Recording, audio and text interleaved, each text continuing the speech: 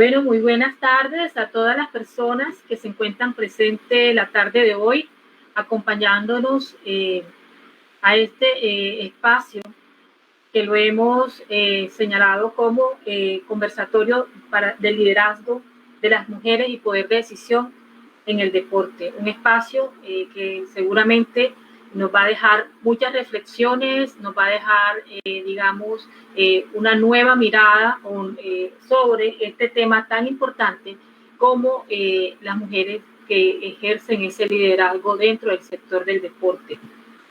Agradecemos inicialmente a Ascun Deportes porque nuevamente nos abrió esta ventana para podernos presentar y llegar hacia toda la comunidad deportiva y todas las personas interesadas en el tema. Y que hoy realmente tenemos un panel de lujo, tenemos grandes invitadas, mujeres que vienen desarrollando estos temas desde diferentes miradas, desde diferentes perspectivas, y que hoy pues van a compartir con nosotros sus conocimientos y experiencias sobre lo que el tema que nos reúne esta tarde. Le damos la bienvenida a la doctora Marta Antúnez.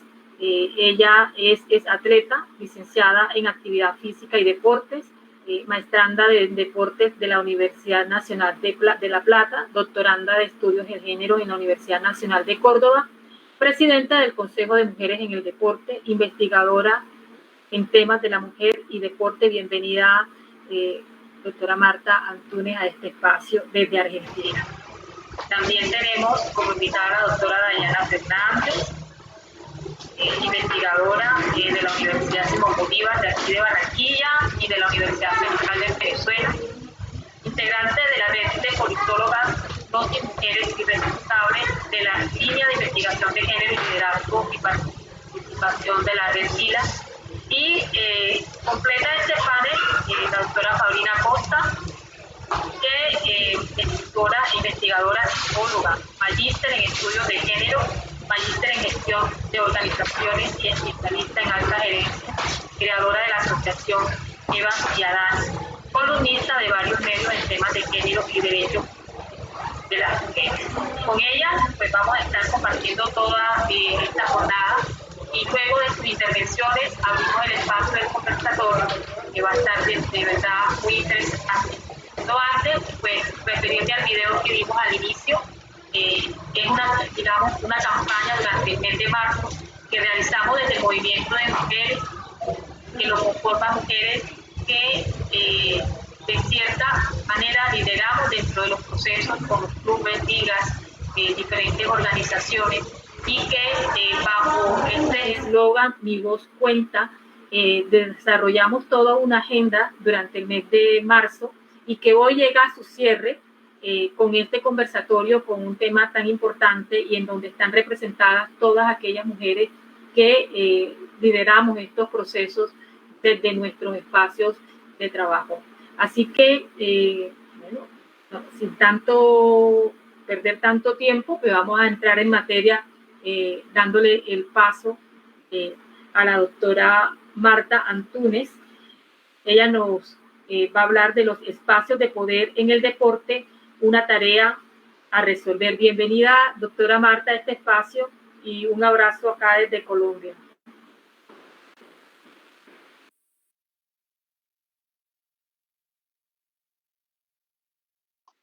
Perdón, estaba silenciada. Muchas gracias, Olga.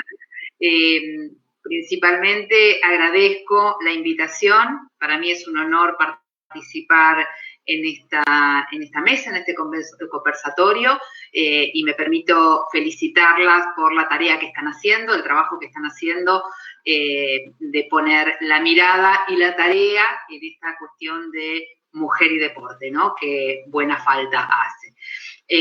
Como bien dijiste, titulé este espacio que tengo como espacios de poder en el deporte, una tarea a resolver, porque creo que es una tarea a resolver aún, y que hablando de estos temas tenemos que trabajar, mirar el deporte, ver qué características tiene el deporte, pero mirado desde nuestro ángulo, desde qué lugar y qué momentos y qué espacios ocupamos las mujeres en este mundo del deporte, que en verdad es un sistema y como tal tiene un microclima propio, y que parece inexpugnable, o lo es al menos para las mujeres, más aún en los espacios de toma de decisiones.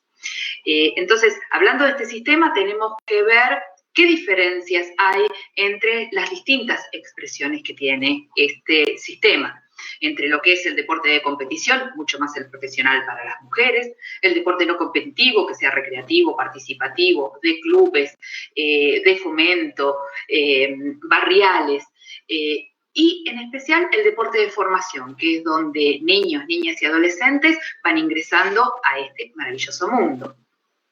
Cada uno tiene sus diferencias, no solo de expresión, como dije antes, sino de participación. Mirar quiénes y cómo participan en las diferentes áreas o espacios de cada una de estas expresiones de poder.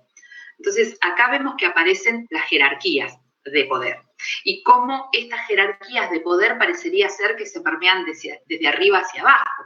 Parecería ser que el deporte de competición, el deporte de élite es el más importante y que desde ahí todos los demás estadios deportivos deberían manejarse o son espejo de este deporte. Con lo cual se filtran no solo las características, sino los mandatos, las relaciones, las cuestiones y la participación, por supuesto. Entonces, tendríamos que ver qué hacen las mujeres en el deporte. Para esto nos encontramos con que faltan estadísticas, al menos estadísticas publicadas en nuestras latitudes. Sabemos que hay un aumento de mujeres en la participación deportiva. Sin embargo, existen las brechas de géneros y son abismales. Y en el deporte persisten aún y muy fuertemente las diferencias de género. Entonces, volver a redefinir qué es el deporte, qué lugar ocupamos, qué espacios podemos ocupar y dónde tenemos los factores que condicionan la participación de las mujeres. Porque existen diferencias de participación de las mujeres, pero se abre muchísimo la diferencia en los puestos de responsabilidad deportiva. En este caso, tendríamos que empezar a trabajar y a preguntarnos, ¿quién dirige el deporte? ¿Quién enseña? ¿Quién entrena a todos? ¿Por qué las mujeres no participan en la gestión y dirección técnica del deporte? Y por supuesto, ¿qué podemos hacer para incorporar más mujeres en la gestión y dirección técnica del deporte? Vamos a ver que existen dificultades de acceso y que estas dificultades de acceso son sociales, culturales, familiares y que se permean a lo que es el deporte. Están por una parte estas estructuras deportivas que corresponden a este sistema deportivo que son pensadas por y para hombres. Hay una cultura deportiva masculina, lenguajes, conductas sexistas, predominios de los valores masculinos, refuerzo de estos valores masculinos. El personal gestor y técnico del deporte reproduce acríticamente el modelo androcéntrico establecido y lo refuerza. Hay redes masculinas de comunicación y, por lo general, el apoyo y promoción de los puestos directivos y técnicos se dan entre los varones. Las estructuras deportivas dificultan el acceso a las mujeres en puestos de gestión por este mismo sistema de cooptación de miembros hacia lo que es el mundo deportivo. Pero por otra parte, las mujeres contamos con los factores sociofamiliares, las dificultades para conciliar los roles familiares y personales con las exigencias del ámbito deportivo, el menor reconocimiento social, deportivo y económico que las mujeres tienen con respecto de los hombres en el mundo del deporte, en la sociedad en general y en el mundo del deporte en particular. Y hay un mantenimiento de los más crudos estereotipos de género en los roles de las mujeres en el deporte, aún más afianzado que en la sociedad. Pero además están los factores personales, que son donde individualmente debería empezar a trabajarse. La baja autoestima y la autovaloración, que desde chica vamos mamando cuando empezamos a trabajar en el tema del deporte, la educación física, el acceso a las actividades físico-deportivas. Hay un temor por asumir responsabilidades por estas mismas cuestiones. Hay una escasa familiarización con el ejercicio del poder, del que surgen pocas oportunidades para ejercer un rol directivo y, por supuesto, termina generándose un desconocimiento de las estrategias para actuar en la esfera pública. Imaginarse qué sucede en el deporte cuando es un ambiente absolutamente masculinizado aún hoy. Entonces, dentro del deporte sabemos que las mujeres han tenido las mismas dificultades de acceso que en todos los demás ámbitos sociales. Estos estereotipos de género, las dificultades para compatibilizar estudios, prácticas deportivas, vida social, de relación y familiar. Los modelos deportivos están orientados mayoritariamente a la población masculina. Nos preocupamos porque los varones hagan deporte y las mujeres quedan quizás un poquito relegadas, ¿no? Y por supuesto las propias estructuras y organizaciones deportivas que generalmente están pensadas por y para hombres y van replicando estas relaciones de poder. Entonces, es necesario hacer un análisis sobre la práctica deportiva en general de la población, lo que es el deporte de competición y la práctica en la dirección técnica y la gestión del deporte. Dentro del deporte de competición hay un colectivo específico que lo constituyen las deportistas de alto rendimiento, de alto nivel, y que se enfrentan al reto de conciliar esta trayectoria deportiva con los estudios o la vida social. Hay autores que le llaman a esto carrera dual. Sin embargo, me permito ampliar a una triple carrera. No solo tenemos una trayectoria deportiva y en la mayoría de las mujeres estas cuestiones de estudio, sino que además qué rol y qué papel cumplimos dentro de la familia. Para esto es clave el apoyo familiar. Para poder desarrollar una buena estrategia de futuro, esto se ve como más complejo para las mujeres que como para los varones, especialmente porque la relación costo-beneficio y las garantías de éxito, los premios, las becas, el reconocimiento social, los medios de comunicación, refuerzan algo que para los varones es mucho más visible y es mucho menor para las mujeres en el deporte. Si vamos a la dirección técnica y la gestión deportiva, es el ámbito donde visiblemente sabemos que las mujeres están menos representadas. No hay datos fehacientes, duros y concretos acerca de la participación de las mujeres en estos ámbitos. Sin embargo, los realizados, aunque sesgados o recortados, son verdaderamente desalentadores. Entonces, merece preguntarse por qué las mujeres están tan poco representadas en los órganos de gestión y dirección técnica del deporte. A la vez, ¿qué repercusión tiene esta situación en la práctica deportiva de las mujeres? Y por otra parte, ¿qué podemos hacer para que aumente el número de mujeres en los puestos de responsabilidad deportiva? Las dificultades para participar en los cuerpos técnicos y directivos, sabemos que es el perfil masculino y directivo del sector del deporte, que generalmente no es muy amigable para todas las mujeres. El acceso a los puestos son mayoritariamente por designación de otros miembros que ya están adentro. Por lo tanto, son elegidos aquellos que son representativos de este sistema deportivo y de poder. Pero a la vez no hay retribución, con lo cual también se genera un voluntariado que hace que las mujeres, por lo general, quedemos afuera de esto o se prefieran algunas otras cuestiones. Y por supuesto las estructuras deportivas que son tradicionales, digo, conservadoras, lo cual también es poco favorable para las mujeres. Además, volvemos a insistir, a repetir los estereotipos de género, las obligaciones familiares que son mayores para las mujeres y la relación negativa de esto que hablaba antes, el costo-beneficio de la participación en el deporte. Pero además hay muy poca sensibilidad respecto del desequilibrio existente entre mujeres y hombres en el ámbito deportivo.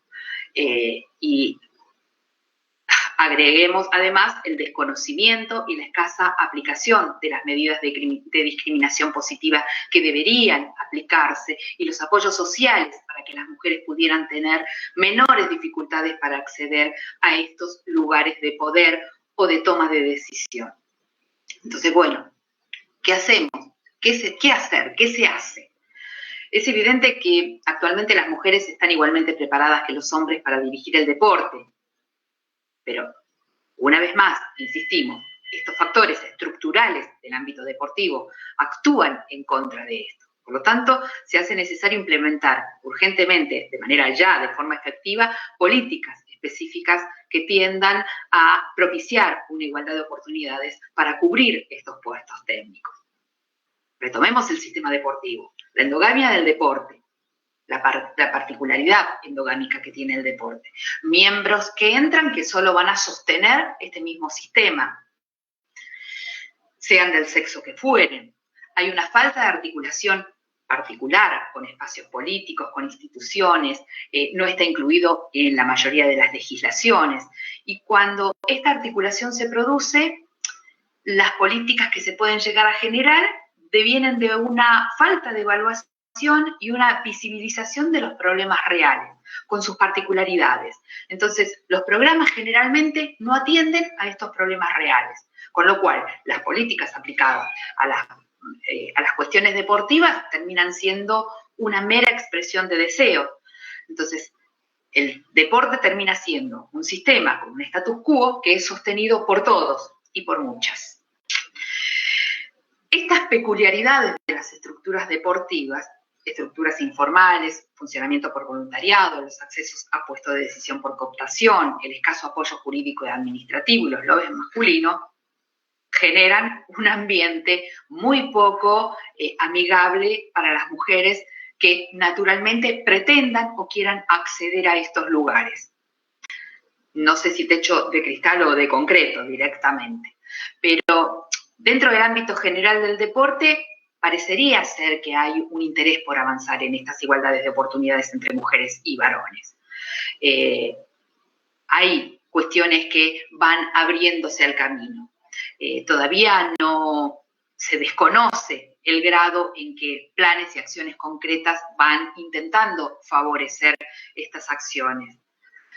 Sin embargo, todavía no se han traducido en avances significativos, o porque no se han producido, porque el recorrido es bastante más sinuoso, porque no hay una visibilización de estas cuestiones, porque no se está estudiando esto, porque no hay una articulación entre absolutamente todos los ámbitos que puedan poner luz en esta problemática. Es necesaria una publicación de estos datos, un estudio y una publicación de datos, y que estos datos siempre estén desagregados por sexo.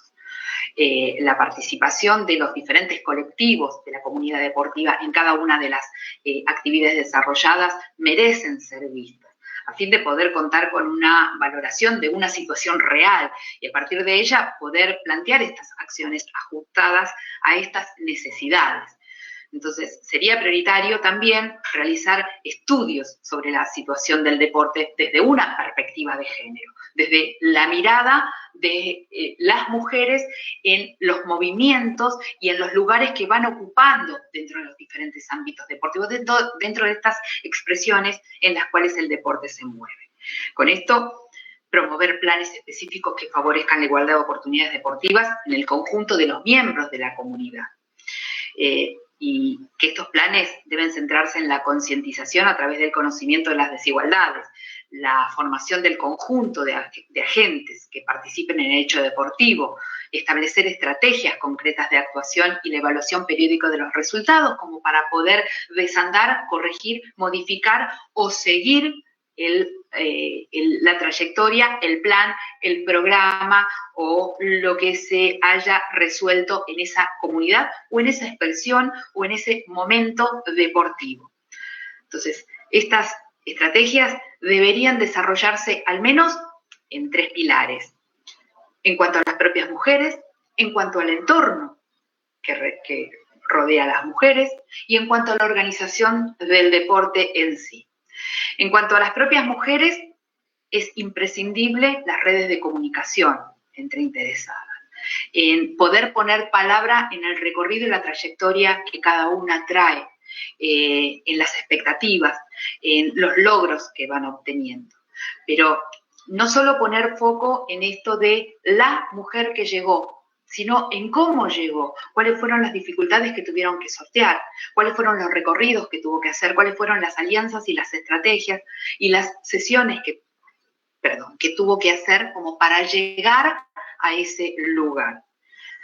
el desarrollo de cursos, de charlas, de preparaciones, desarrollar habilidades de liderazgo, todos los tenemos, solo debemos desarrollarlas, formación en gestión, en tecnificación, conocer cuáles son las mujeres que llegan, cómo llegan y qué hacen las mujeres para que otras mujeres se incorporen, que esto es absolutamente importante. Debería haber programas de formación para exdeportistas. En esto quiero hacer hincapié porque las deportistas cuando dejan el deporte llegan hasta ese momento con un capital que luego se pierde, una trayectoria que realizaron, una experiencia, un acervo que tienen que necesita ser traducido, puesto en palabras y comunicado para que otras mujeres entiendan cómo es que van manejándose las relaciones de poder y estas jerarquías dentro del deporte. En cuanto al entorno que rodea a las mujeres, esto tiene que ver con las cuestiones sociales, las cuestiones familiares, que las mujeres tomemos conciencia de que debería haber otra distribución de los roles en la familia a la cual pertenecemos. Y por lo pronto poder eliminar los sentimientos de culpabilidad autoimpuestos. Si no lo hago yo, no lo puede hacer nadie, o como lo hace yo, como lo hago yo, no lo hace nadie, que es lo que cargamos y la sociedad nos carga particularmente a las mujeres. Pero a la vez tiene que haber un conocimiento y usar las políticas generales y estrategias para poder conciliar esta vida personal, familiar y profesional y deportiva, si es que el deporte no es profesional. Entonces, con esto podríamos llegar a el intento de eliminar los estereotipos de género, que son los que actúan negativamente en el desarrollo de las mujeres. Sensibilizar a las mujeres y a los hombres, particularmente sobre el modelo androcéntrico que están reproduciendo justamente en el deporte, en esta cajita en la que el deporte se permite estas cuestiones, la naturalización de estas cuestiones. Y por supuesto crear apoyos sociales, fomentar, solicitar, pedir, trabajar ayudas económicas y sociales para aquellas mujeres en las cuales el entorno les es bastante adverso. Y en cuanto a la organización del deporte, es prioritario conocer las desigualdades existentes, no obviarlas, no decir, bueno, falta tiempo, bueno, antes estábamos peor, lo cual es cierto, pero las tenemos que mirar, poner en la lupa, ponerlas en nombre y trabajarlas especialmente. Y con esto, intentar lograr los cambios estructurales de estas organizaciones deportivas. Aprender a gestionar desde la perspectiva de la equidad entre sexo y la igualdad de oportunidades. Aplicar discriminación positiva, el tema de cuotas, el tema de ayudas, el tema de intercambios, de transmisión de conocimientos, de potenciación, que este trabajo sea colectivo, porque generalmente nos encontramos con mujeres que están en la soledad de un cargo, de un puesto, y que no logran trabajar en colectivo, en equipo, este rol que están desarrollando.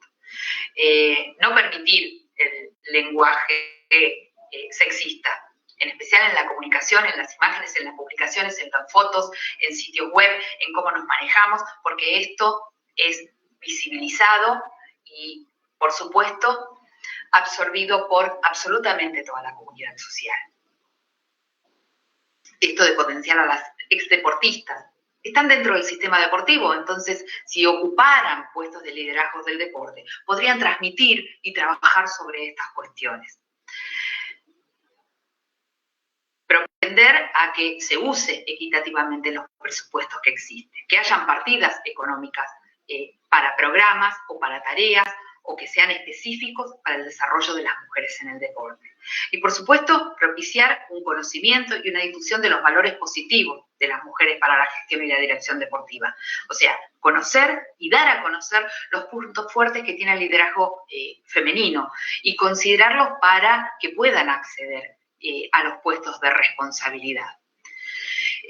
Hay una pregunta que Olga, me hiciste en algún momento cuando estábamos preparando esto, y se refiere a si hay garantías para el acceso de las mujeres en los cargos de dirección. ¿Qué pregunta? Mi respuesta es no, por más duro que parezca. Creo que aún debemos construirlas y preservarlas cuando surgen. Esto que decía antes de la soledad del cargo. Muchas veces se produce un cargo, llega una mujer, sin embargo, el mismo sistema hace que llegue ella sola está en esto de sostener el sistema o ser expulsada, entonces tampoco hay una cuestión de sostén y de preservación de este rol, y que esa mujer pueda llegar a transformar con su mirada, con su acción, con su trabajo, estas cuestiones que le son adversas a las mujeres.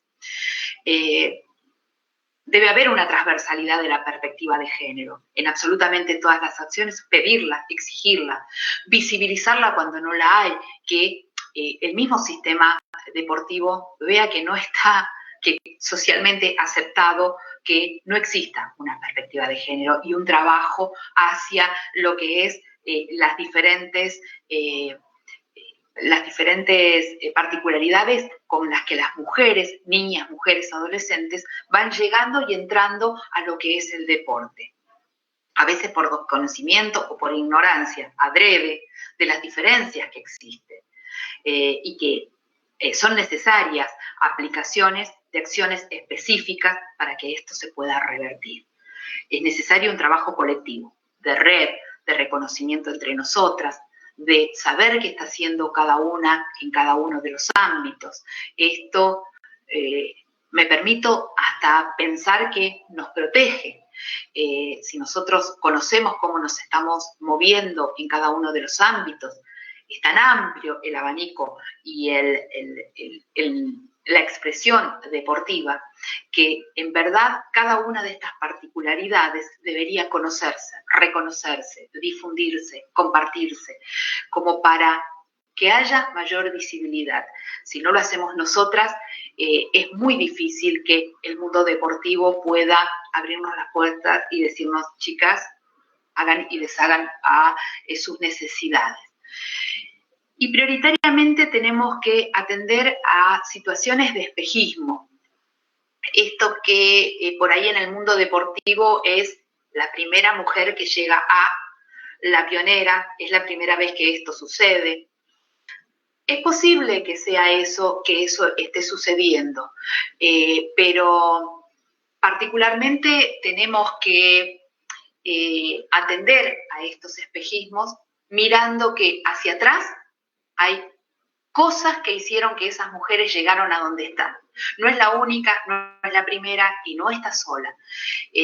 Creo que la reflexión que me permito hacer es que en el mundo del deporte, así como en el mundo social, familiar, particular, profesional, de estudios o cualquier ámbito donde las mujeres nos podamos mover, lo colectivo y aquella mirada de nuestras propias particularidades, nuestra propia impronta, es lo que nos va a permitir un desarrollo del deporte que nosotros queremos, necesitamos para nosotras, para nuestras niñas, para el futuro y para una mejora del deporte en general. Muchas gracias, Olga, a disposición. Muchas gracias a usted. La verdad que es un tema bastante amplio, un abordaje bastante amplio sobre estos espacios y digamos, estas dificultades que afrontan las mujeres dentro del ámbito deportivo. Y bueno, para ello también a continuación tenemos a la doctora Dayana Fernández, que nos va a hablar sobre las barreras y obstáculos que enfrentan las mujeres lideresas, que va de la mano con la primera parte que ya nos desarrolló la doctora Marta. Bienvenida, doctora Dayana.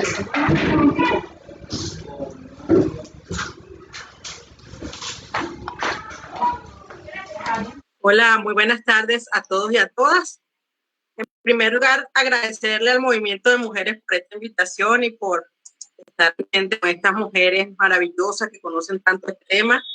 Obviamente se nota el manejo que tiene Marta del tema y de que es una materia o es su experiencia de vida, la marca al hablar y me parece excelente para unir lo que ella está señalando, lo que yo voy a hacer. Entonces, mi ponencia del día de hoy se titula Barreras y obstáculos en el ejercicio de liderazgo de la mujer en el deporte. Pero antes de iniciar mi presentación, yo quiero recuperar. Bueno, Marta dijo muchas cosas maravillosas, importantísimas, algunas están relacionadas con lo que yo voy a señalar, pero yo quiero destacar el tema que ella abordó en relación con la necesidad de estadísticas y investigaciones en el tema. ¿Por qué? Porque uno de los grandes problemas de la invisibilidad de las mujeres en el deporte y en otras áreas es precisamente la falta de datos. Entonces, todo se queda en buena voluntad, en algunos casos ni siquiera eso, pero si no sabemos la magnitud de una problemática, de una situación, es muy difícil que efectivamente se tomen los correctivos, se tomen las medidas o se diseñen y se ejecuten proyectos que verdaderamente vayan a la raíz del problema a tratar. Entonces, una de las grandes exigencias que debe hacer el movimiento de mujeres del deporte es precisamente que haya datos desagregados, que se sepa cuántas mujeres, cuántas niñas y cuántas adolescentes están en los distintos ámbitos, como muy bien lo dijo Marta, porque no es nada más las mujeres deportistas, es también las dirigentes, es también las profesionales, las árbitras, las mujeres que están en distintos ámbitos del deporte. Y eso es necesario verlo, es visualizar la magnitud. ¿Para qué? Para que por un lado no sigan invisibles, pero para que las medidas y que se tomen efectivamente las introduzcan, las tomen en cuenta a ellas en el deporte. Entonces, dicho esto, yo empiezo mi presentación con algo en lo cual están de acuerdo las Naciones Unidas, los gobiernos, la sociedad civil y en general las organizaciones deportivas. Todo el mundo está de acuerdo que el deporte tiene el potencial de empoderar social, económica y políticamente a las mujeres y a las niñas. Hay una opinión, digamos, hasta unánime en que el deporte favorece la reconstrucción del tejido social, el deporte es bueno para las niñas, las mujeres, etcétera, etcétera. Y eso está muy bien, eso es una puerta de entrada, pero ¿qué tanto están dispuestos a hacer las entidades de distintas índoles para que ese supuesto o ese potencial que tiene el deporte efectivamente le sirva a las mujeres, le sirva a las niñas, le sirva a las adolescentes? Y aquí tenemos que tener claro entonces que se requiere verdadera voluntad política, es decir, que no se quede solo en una declaración de principios, que no se quede solo en algo que es políticamente correcto, sino que se establezcan medidas. Una de esas medidas fundamentales es financiamiento, es decir, para que efectivamente el deporte contribuya con el empoderamiento de las mujeres, necesita que haya financiamiento, que se tomen en cuenta en los planes que se desarrollen a las mujeres, pero además que se ejecuten presupuestos dirigidos a las mujeres. Entonces eso es importante porque a veces nos quedamos nada más en lo bonito que suena, en lo políticamente correcto que es hablar de esto, pero no vamos a la raíz del problema. Y es fundamental entonces que se hable de estos temas, se aborden estos temas y que las mujeres en el deporte, las mujeres que se están organizando para todos estos temas, para que se vea su realidad, pues también se organicen para exigir, como lo dijo Marta, es decir, se requiere mecanismo de exigibilidad. ¿Para qué? Para que efectivamente haya un cambio en la situación actual.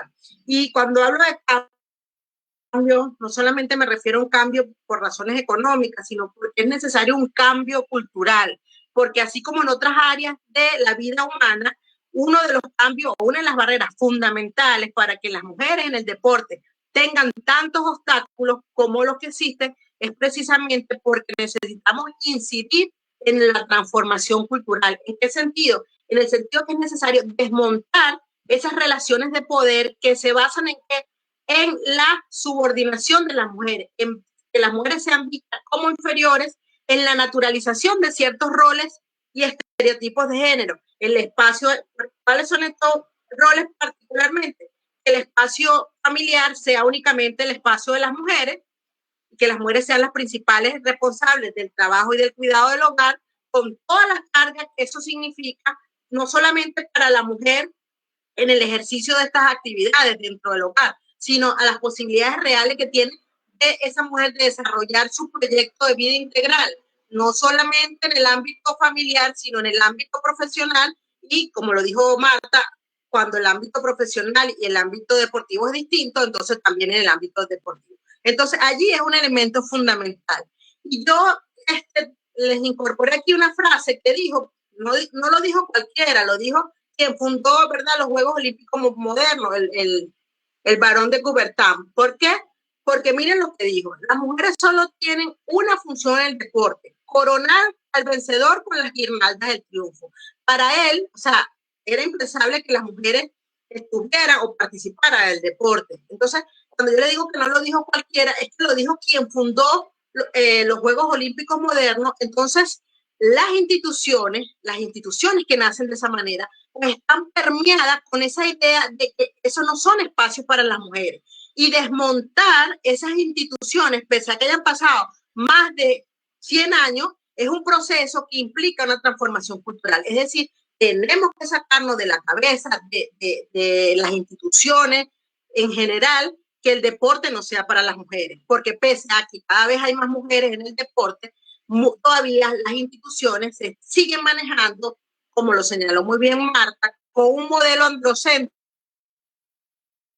¿Qué quiere decir a un modelo androcéntrico? Un modelo que tiene al hombre como referente. Entonces, como las mujeres no son hombres, llegan a ese modelo de lado. Y llegan de lado quiere decir que no se visualizan, que no se toman en cuenta las necesidades, recorridos vitales y experiencias de las mujeres deportistas. Por eso, entonces, cuando una mujer deportista sale embarazada, se crea un cisma y se crea un problema que no debería ser, pero el problema principal es que el modelo androcéntrico, el modelo que tiene el deporte es un modelo de hombre. Entonces, por eso es fundamental que incidamos en las instituciones, porque es fundamental que se dé una transformación cultural. Es decir, debemos desmontar estas ideas para construir unas ideas inclusivas que reconozcan a las mujeres en su condición de deportista, y eso implica sus recorridos vitales, sus necesidades y sus experiencias. Dicho esto, quiero, como se llama mi ponencia, yo voy a hacer referencia sobre todo a esas barreras y obstáculos que están presentes en el caso de las mujeres deportistas para el ejercicio de un liderazgo. Efectivamente, el liderazgo puede ser individual, todas y todos tenemos el potencial de ser líderes o lideresas, pero también implica la necesidad de esa construcción colectiva del liderazgo, y sobre todo en aquellos espacios en los cuales resulta más difícil para las mujeres participar. Y precisamente el ámbito deportivo es uno de esos ambientes donde, pese a que cada vez haya más deportistas, más atletas mujeres, todavía se resiente, todavía en la toma de decisiones, la presencia de los hombres es muy clara. Entonces, en ese sentido, hay una forma de abordar este tema que habla que se necesita una política de la presencia. Es decir, está la política de las ideas. Cuando hablamos de la política de las ideas, no importa quién la presente, no importa si es un hombre o una mujer, si hablamos de personas de distintos orígenes étnicos, no importa, porque aquí lo importante es la idea, el valor que se está presentando. Por tanto, quién lo presenta no tiene mayor importancia. Pero cuando hablamos en la política de la presencia, es fundamental y está vinculada con esas conexiones de género, con esas reflexiones acerca de los orígenes étnicos. En ese sentido, se considera que es más probable que haya una representación más adecuada de los intereses de un grupo cuando la persona que representa ese grupo tiene características, experiencias o problemáticas similares. ¿Qué quiere decir eso?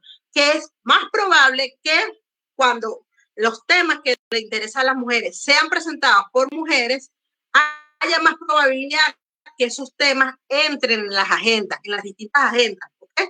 Entonces, eso es importante señalarlo porque no es el único requisito. Es decir, ya vamos a ver que no solamente porque haya más mujeres, ya las mujeres van a conseguir avances, pero indiscutiblemente que el hecho de que haya más mujeres implica un cambio, ¿ok?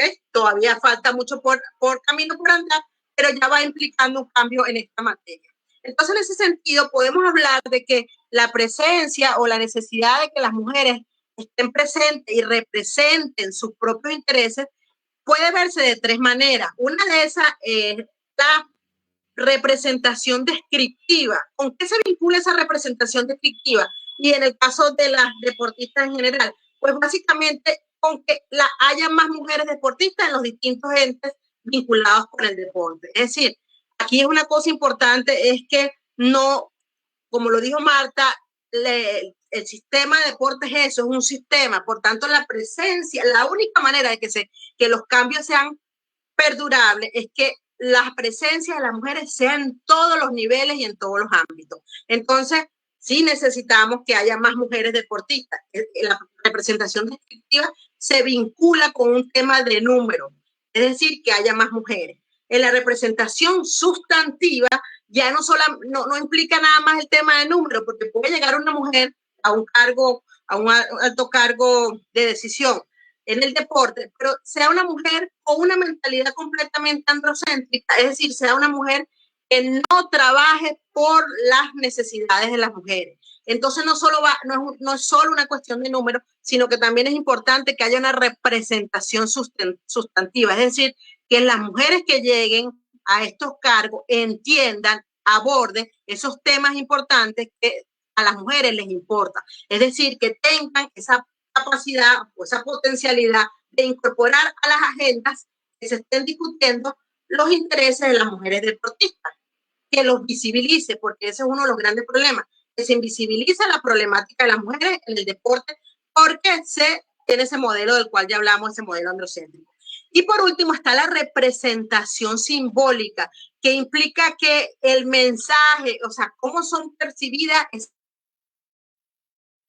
mujeres lideresas. En el deporte fundamental, por ejemplo, cómo son percibidas esas atletas por esas niñas, por esas adolescentes. Entonces, no solamente basta que haya representación sustantiva, también hay que potenciar esa representación simbólica.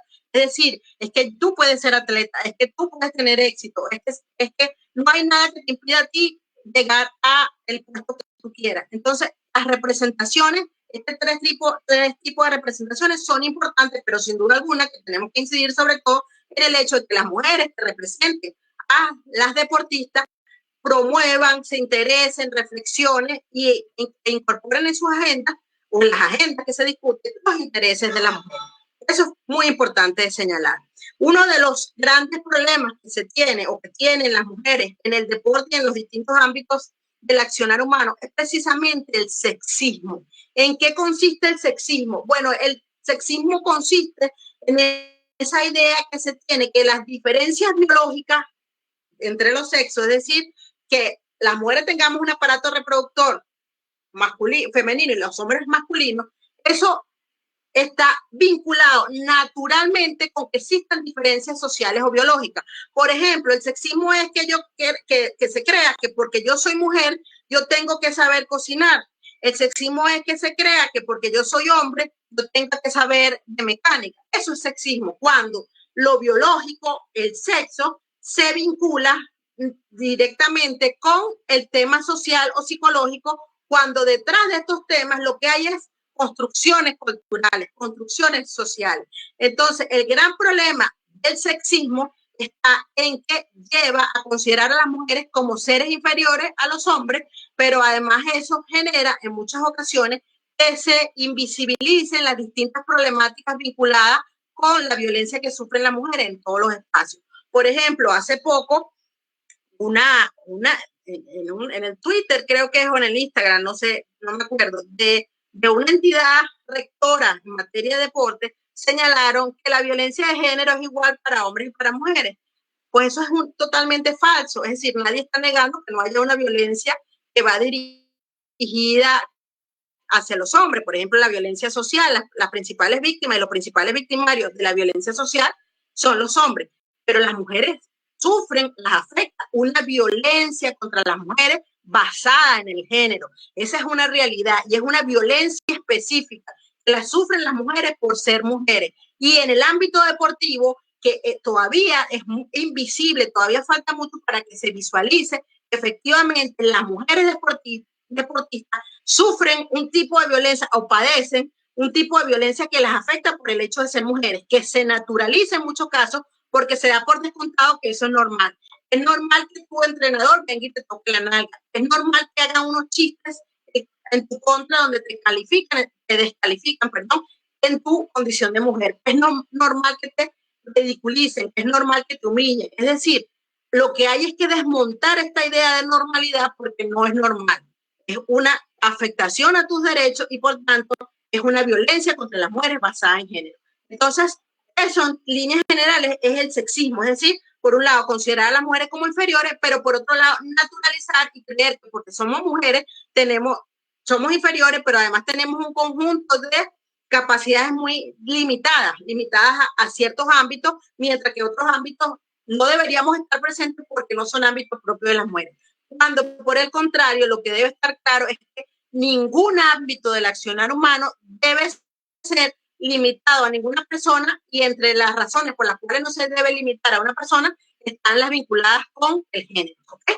Por supuesto que el género no se construye solo, o mejor dicho, la identidad no se construye sola. Es decir, además del género, a las personas, a las mujeres las afectan otras condiciones, y eso es lo que se conoce la interseccionalidad, la necesidad de ver que a una mujer, en este caso, por ejemplo, una mujer deportista, no solamente se ve afectada por ser mujer, sino también su origen étnico la afecta, su condición social. Entonces, eso genera toda una construcción de su identidad a partir de múltiples exclusiones o dominaciones. Entonces, eso también hay que visualizarlo para poder desmontarlo.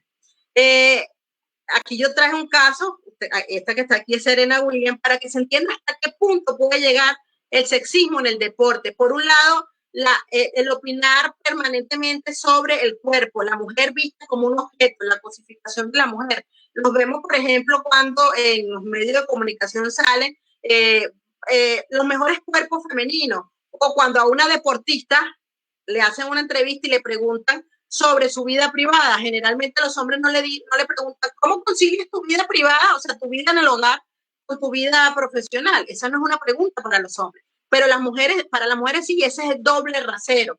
Es decir, ese es el sexismo que está presente. Además, esa permanente cosificación, en este caso, fíjense, la foto que ustedes pueden ver a su izquierda, es un partido de tenis donde Serena Williams se puso un traje que para ella era más cómodo. No obstante, le dijeron que esa no era una vestimenta apropiada y que implicaba una falta de respeto para el deporte. ¿Qué hizo ella? Se cambió la ropa. Bueno, igual ganó, pero se cambió la ropa porque eso es sexismo. O sea, lo que ella vaya a dar en el deporte no tiene nada que ver con la vestimenta que lleve. Además, su vestimenta solo reflejaba una necesidad, quería estar más cómoda. No obstante, ese permanente disciplinamiento de los cuerpos de las mujeres impide que una decisión que pareciera absolutamente normal tuviera toda la magnitud que tuvo. ¿Por qué? Por ese permanente control sobre el cuerpo de las mujeres. ¿Ok? Fíjense, otra manifestación de sexismo también está vinculada con Serena Williams. O sea, coloco Serena Williams porque fue los ejemplos que conseguí, pero obviamente está presente siempre. El 12% de los hombres en Gran Bretaña creen que son capaces de ganar a Serena Williams en un partido de tenis. O sea, no estamos hablando de cualquiera, no estamos hablando de una deportista amateur, no, estamos hablando de una campeona con 23 títulos individuales de Grand Slam. Entonces, sin embargo, esa idea de inferioridad, de que las mujeres somos inferiores, genera que haya un grupo importante de hombres que crean que aunque Serena Williams tenga toda la vida en eso y sea una campeona mundial de la magnitud que es, yo le puedo ganar. Entonces, eso hay que desmontarlo. El sexismo, presente en el deporte, en todos los ámbitos del deporte, porque está presente en el entrenamiento, en las competencias, en las decisiones de la dirigencia, en las políticas públicas que se toman en materia de deporte. Eso hay que desmontarlo. ¿Por qué? Porque efectivamente, mientras esté presente ese sexismo en el deporte, las mujeres van a seguir estando invisibilizadas. Entonces, el siguiente punto que quiero tratar es cuáles son esos obstáculos. Y voy a usar los términos que vienen de la teoría de organizaciones y un poco vinculado con esa experiencia práctica de Marta, que ya lo señaló. Yo únicamente los voy a ubicar a partir de esa conceptualización de las barreras que tienen las mujeres para el ejercicio del liderazgo. Y una de esas barreras es, sin duda alguna, el techo de cristal. Y como ustedes ven en la figura, lo que representa es que las mujeres van ascendiendo en los puestos de una organización, en este caso en los liderazgos deportivos, pero llegan a un punto donde no ascienden hasta el nivel más alto o el nivel superior jerárquico. ¿Por qué? ¿Qué les impide a las mujeres llegar allí? Si tienen las competencias, tienen las experiencias, lo único que las impide es el hecho de ser mujer. Eso es el techo de cristal, esas barreras invisibles que están allí que le impiden a las mujeres, y así nos conseguimos que, por ejemplo, en el ámbito deportivo, nos conseguimos que hay un cargo X ocupado por un hombre, pero ese hombre tiene una mujer como asistenta, es la que sabe cómo se realiza todo, es la que maneja todo, tiene competencia, tiene experiencia, tiene la profesionalidad. ¿Por qué no llega? Porque es mujer. Ese es el techo de cristal. Esas son las barreras con las que se encuentran las mujeres. Pero no es la única barrera. Otras barreras que se encuentran las mujeres que ejercen el liderazgo deportivo, pero además las mujeres deportistas en general, es el laberinto de cristal. Y como lo muestra la imagen, ¿qué es el laberinto de cristal? ¿Qué es lo que lo determina? El laberinto de cristal está marcado por el conjunto de obstáculos que tienen las mujeres para el ejercicio de su liderazgo, pero también es el conjunto de obstáculos que tienen las mujeres deportistas, por ejemplo, las deportistas profesionales para el ejercicio de ese deporte. Y es un laberinto porque las mujeres tienen que zigzaguear, ¿verdad? Tienen que zigzaguear barreras de distintos tipos. En primer lugar, con los prejuicios. Tú no vas a poder. O incluso a veces las familias no son de apoyo, sino que consideran que las mujeres, por ejemplo, en el caso de las que están las mujeres deportistas profesionales, que eso es algo accesorio. Es decir, las mujeres deportistas profesionales no van a vivir de eso. Esto tienes que verlo como un hobby. Tu función principal es el hogar. Y esto no lo veas como la razón de ser de tu vida. Entonces, esos son prejuicios que están allí, porque las mujeres tienen el derecho de desarrollar su proyecto de vida integral. Y si yo quiero dedicarme al deporte y esa es mi razón de vida, pues yo debo poder hacerlo. Entonces, eso es un tipo de obstáculo. Pero también están los obstáculos ya cuando estamos hablando de mujeres que tienen hogares, que tienen hijos, es la conciliación laboral, es decir, esa posibilidad de conciliar esa vida doméstica donde todavía las mujeres tienen una sobrecarga de trabajo con la vida profesional. Entonces, también hay obstáculos de distintos tipos. El hecho incluso de que muchas veces seguir ascendiendo o llegar a puestos de decisión importante o a puestos de liderazgo en el deporte, te vas a conseguir con las barreras de los hombres que se reúnen a unas horas donde tú no puedes reunirte para discutir estos temas, a esa especie de conclave masculino que te coloca una barrera porque tú eres mujer y tú no tienes nada que hacer aquí. Es decir, el laberinto está dado, ¿por qué? Porque las mujeres tienen que zigzaguear, tienen que superar una gran cantidad de obstáculos para poder llegar a esos centros de liderazgo, a esos centros de toma de poder. Luego tenemos el precipicio de cristal.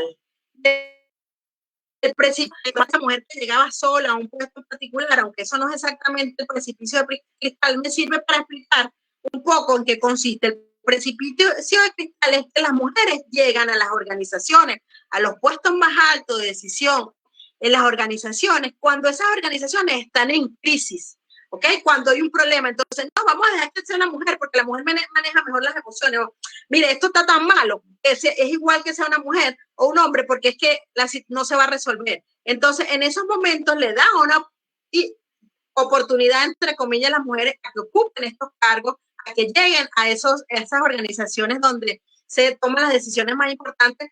Pero la metáfora del precipicio está en que cualquier pequeño error, el más pequeño, la puede hacer caer, ¿verdad? Porque la situación en general en la organización es de crisis. Entonces, ¿qué generaría que esa mujer caiga? Generaría que digan, ¿te fijas? Por eso es que las mujeres no pueden estar aquí, porque estos puestos no son para las mujeres. Cuando la realidad es que las mujeres están allí en un momento de crisis donde la situación sería tan difícil para ellas como para los hombres. ¿Ok?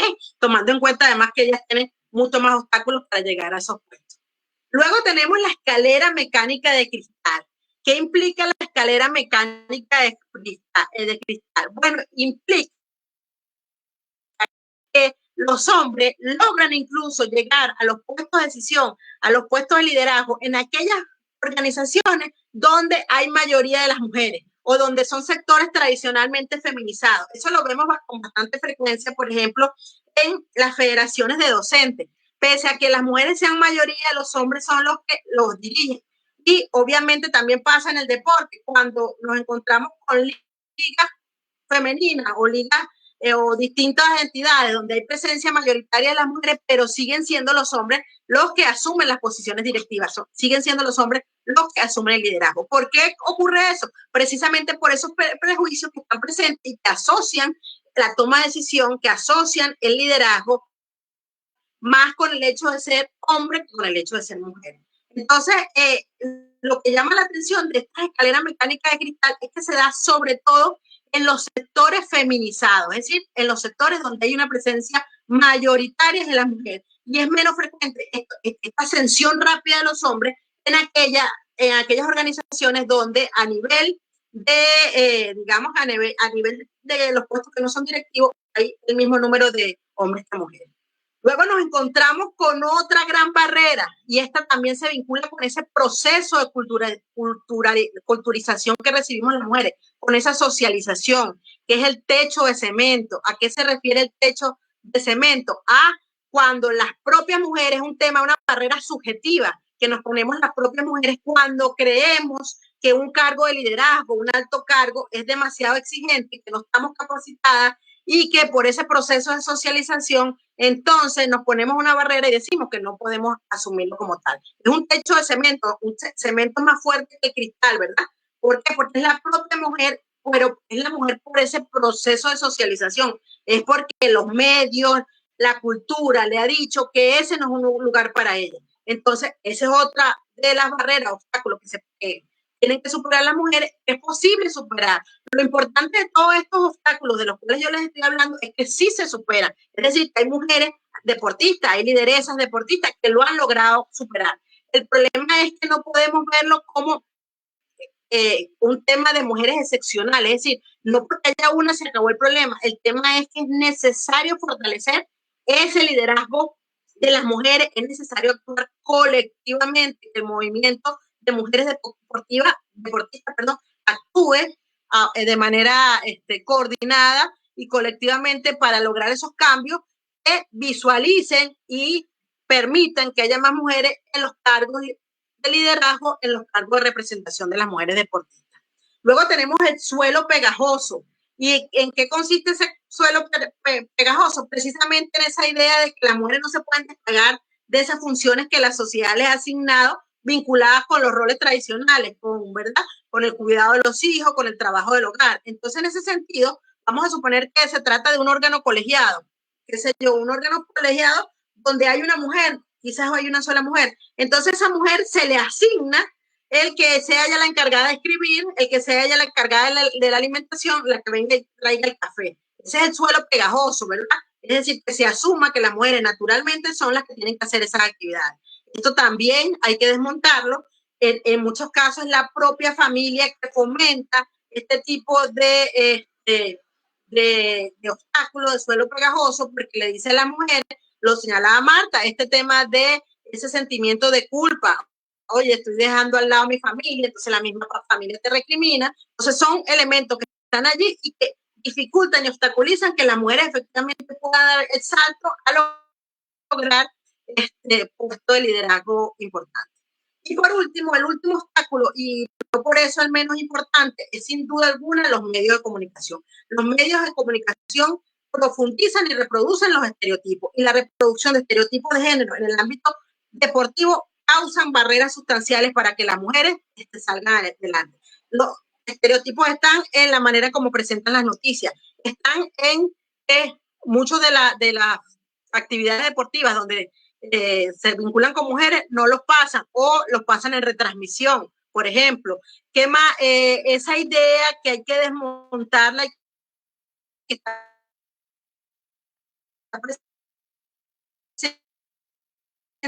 Miren, la meritocracia es una trampa que existe, que no visualiza que si no partimos del mismo punto no vamos a llegar al mismo resultado. Entonces, no mire que las decisiones aquí o los que van a dirigir va a ser por meritocracia, pero si a las mujeres a lo largo del camino le han puesto tantos obstáculos para avanzar, entonces es falso que se trata de un tema de meritocracia, se trata de un tema que tengo muchos obstáculos y eso ha impedido que yo logre llegar a ciertos puestos. Entonces, es importante que se aborde el tema de los medios de comunicación. Es necesario, así como, por ejemplo, últimamente, digamos que en los últimos años, ya los medios de comunicación empiezan a hablar de feminicidio o de femicidio y no de crimen pasional, aunque todavía hay unos que hablan así, pero esos cambios también es necesario que se den en el deporte, es necesario que se visualicen a las mujeres deportistas en esa representación simbólica, es decir, las mujeres deportistas pueden hacer cualquier deporte, pueden lograr las metas en cualquier deporte y eso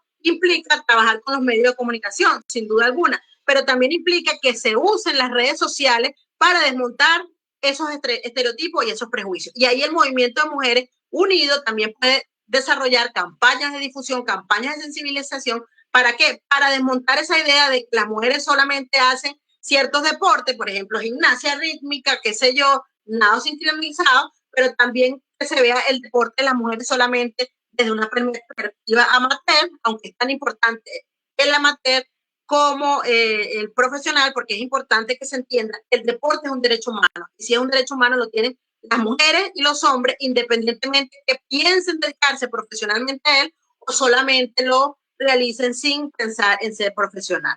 Entonces es fundamental esta idea. Y también es fundamental hacerles entender a los medios de comunicación y en general a quienes permanentemente denigran a las mujeres deportistas en su condición de mujeres, por ejemplo, cuando sacan en los periódicos a las mujeres del voleibol, por ejemplo, y sacan solo las mujeres del voleibol de playa, pero no les muestran la cara, allí está la cosificación, solo las muestran de espalda.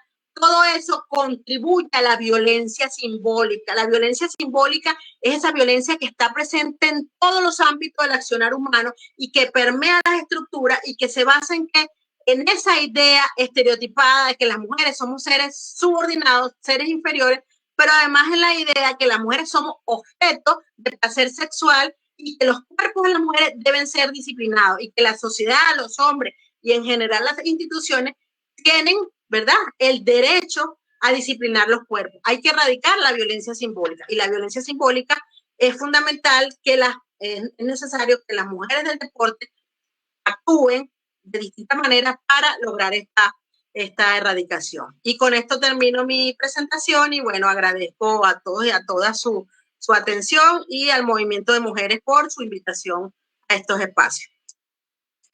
Muchas gracias, doctora Dayana. Efectivamente, hemos visto el desarrollo de estas reflexiones jóvenes, realmente se visualizan las realidades de las mujeres para poder lograr llegar a esos espacios y que realmente no se hace ese ejercicio de manera efectiva, ¿verdad? Como se quiere. Y para ello, pues, continúa la doctora Fabiana Costa con su intervención Mujeres Tejedoras de Nuevas Realidades. Bueno, pues con esto, para abrir luego el conversatorio y desarrollar algunas preguntas claves para hacer ese análisis y esas reflexiones finales. Bienvenida, doctora. Bueno, Olga, muchas gracias por la invitación. Gracias a, pues siempre celebro a ti y a tu equipo y todas esas mujeres y hombres que trabajan por y para el deporte. Comenzar diciendo que me alegra mucho estar cerrando este foro porque me sentí con Dayana y Marta en mis clases de maestría en estudios de género, allá deleitándome en esos conceptos y qué bueno esta sinergia no planeada que hace que ustedes sean la perfecta introducción en algunos conceptos que iba a tocar. Pero entonces aquí en mi libro de notas dejo constancia para reorientar este cierre. Yo debo comenzar diciendo que soy de una tierra maravillosa, La Guajira, en el norte de Colombia, una artesanía bella. Así pasa con el deporte. El deporte es ese tejido que genera esperanzas, que genera nuevas realidades. Yo tenga y ya no pasa nada, pero esa historia marca una gran historia, pero es como tenemos. Incluso somos llamadas las minorías de las minorías. Entonces, por ser mujer, que no somos minoría nada, y por ser afro además, y por ser joven, y por ser pobre, y se revictimiza. Es un tema que además esa es otra cosa. La violencia está normalizada. A veces creemos que somos las feminadas y las exageradas. Y César Augusto Londoño creía que estaba haciendo, y lo digo con nombre propio, porque es que hay que aclarar todo. O sea, él tenía un poder, el poder de ser un periodista, y el periodismo y los medios de comunicación tienen un poder, no son el cuarto poder. Yo a veces digo, son el primer poder, porque si hay un acto político en la vida son los medios de comunicación. Solo como decía Diana, solo un titular puede acabar con la vida deportiva de las mujeres. Cuando ganaron la Copa Libertadores, y no solo hablo, esos son ejemplos, es a todo nivel, tal vez taekwondo lo sabe más Olga, en el boxeo, en las pesas, María Isabel Urrutia, que también es una aliada de la causa, nos contaba qué es el cuerpo, cómo se cosifica el cuerpo en el deporte. Y no quiero de pronto entrar solo en lo del fútbol, pero sí analicemos cuando ganaron la Copa Libertadores, el equipo del Huila Deportivo. ¿Qué dijeron los directivos? No podemos seguir apoyándolo. Sí, ganaron eso. O sea, de hecho, las mujeres han ganado hasta medallas en los Olímpicos, la Selección Colombia, sin el apoyo y sin ser el show mediático que es el fútbol profesional colombiano. Y dijeron que era un caldo de lesbianas. Ese fue el titular al día siguiente. No puede seguir la Liga Colombiana de Fútbol Femenina porque es un caldo de lesbianas que se reúnen a beber cervezas y habían ganado la Copa Libertadores. Entonces, en ese sentido, estamos hablando o estamos en el punto de analizar qué es el cuerpo de las mujeres en el deporte. Es el cuerpo que se cosifica, que se puede tocar, que se puede, desde el poder además, Diana lo mencionaba, los entrenadores y todo, una mujer que es indígena o afro o de territorio o de provincia, pobre, que la esperanza es el deporte, que nunca ha salido de su ciudad y que le dicen, no, mira, hay un campeonato internacional, pero tú tienes que acostarte con el entrenador. Y ella la única realidad que ve ahí para salvarse es dar su cuerpo. Y eso no lo digo yo, eso lo dice María Isabel Urrutia, nuestra medallista olímpica, eso lo dicen las entrenadoras. ¿Cuántas niñas rompen el silencio después de ser violadas? Porque es así, es violencia sexual, eso no es medio abuso, eso no es tocamiento, hay que llamar las cosas por su nombre, es violencia brutalmente sexualizada y además silenciada, porque está cargada de culpa social frente a la mujer. Entonces las mujeres dicen, esa chica que vive en un barrio que además a veces les toca, y yo soy guajira, pero vivo actualmente en Bogotá, conozco mujeres que viven jóvenes que viven en Soacha y que tienen que levantarse a las 3 de la madrugada para llegar a su entrenamiento a las 6:30, que es manoseada, que eso, ¿cómo le va a llegar a decir? Y eso lo dicen ellas en sus relatos, a decir a su papá, no voy a ir al campeonato. O sea, usted, con lo que no se compró el litro de leche que me dio a mí para ir en un bus al entrenamiento, yo no voy a ir. Ella en ese momento no elabora porque además, lo primero que a usted le dicen cuando le roban es porque dio papaya. Y es así, le dicen, que nos hizo respetar, que provocó al entrenador, y ya ahí incluso desligan el tema deportivo. Entonces esa niña guarda silencio, deja que la abusen, que la violen, que su cuerpo sea cosificado, que sea instrumentalizado, porque tiene una meta. Y ese entrenador tiene claro en su poder patriarcal, en su pequeño espacio de poder patriarcal, que tiene derecho a abusar de esa deportista. Y que el sueño de ella no lo va a negociar por eso, porque además no reconocemos que son las violencias. Entonces, esto que yo estoy diciendo y lo que podamos decir aquí Marta y Dayana, se queda corto para las realidades que representa el deporte, se quedan muy cortas. ¿sí? Por eso yo hablaba del tejido, porque este es un tejido, la gente dice, pero ¿cómo vas a hablar del deporte si tú no eres deportista profesional? Y yo le decía, pero yo tengo amigas, las mujeres de la selección colombiana de fútbol, mujeres que me han llamado a mí para activar la ruta de atención porque están amenazadas de sacar una foto que cuando se emborracharon en el entrenamiento, que cuando hicieron tal cosa, que cuando hicieron tal otra. Eso yo lo veo día a día, ¿ya? Además, la masculinización de algunos deportes y la feminización. Entonces, entonces también el irrespeto por la identidad sexual. Entonces, no, es que esta como es una marimacho y esta, entonces esta la podemos hacer lo que sea porque ella no tiene ningún tipo de derechos. No, es que son derechos humanos femeninos. Y como tal, no es algo que debamos rogar, no es algo que debamos buscar, no, es algo a lo que tenemos derecho y deben ser garantizados. Ahora, en ese sentido, la equidad y la igualdad de derechos tienen que ser un binomio indisoluble. Ya Diana lo decía, el acceso es una cosa. No sé, ¿de qué se quejan? Si hay liga femenina de todo, ustedes sí son tan quejonas. No, pero ¿cómo? ¿Con qué garantías? ¿Hay igualdad de derechos? Sí, acceden. ¿Hay un número grande? Sí, pero ¿cuál es la garantía de esas mujeres dentro de eso? no solo como deportista, también como entrenadoras, también como incluso árbitras. Hace poco pasaron una noticia donde el jugador trata, y todo el mundo decía, pero es que él fue tan lindo, es como el acoso callejero, trata de tomar el balón cuando iba a hacer el saque y le tocó el hombro y asumió una actitud sexualizada frente a la árbitra. ¿Por qué con el árbitro no lo hace? ¿Y qué decían los medios? Pero aparte que le iba a hacer un favor porque era tan amable. O sea, pasa lo mismo cuando hay tocamientos, cuando hay acoso callejero. Necesitamos además que el sistema patriarcal, que es ejercido por mujeres y hombres, pueda ser deconstruido. Por eso mi charla la titulé Tejedoras de Nuevas Realidades, porque necesitamos deconstruir los imaginarios sociales de la violencia de género.